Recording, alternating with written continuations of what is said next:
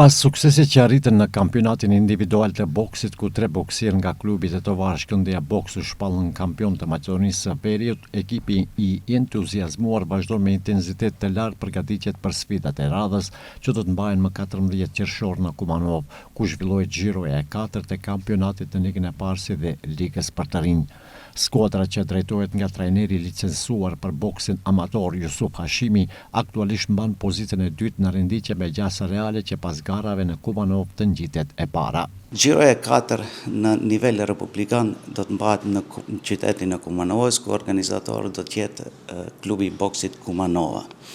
Në gjiron e 4, Shkëndija Boks nga Tetova do të merr pjesë me 5 boksier, 3 boksier të nivelit të ligës së kategorisë së parë dhe 2 me të rinj.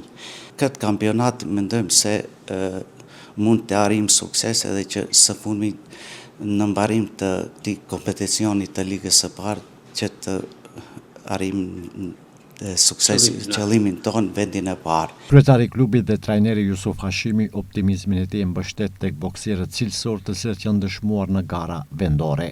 Bazohemi edhe mbas këtine xhirove të cilët kanë kaluar, se me të vërtetë kemi bokser të mirë, ku edhe para një javë është mbajtur edhe kampionati individual në nivel republikan, ku kemi nxjerrë 3 kampion, të cilët janë dekoruar me medalje të artë, 1 nën kampion dhe 2 vendet e treta.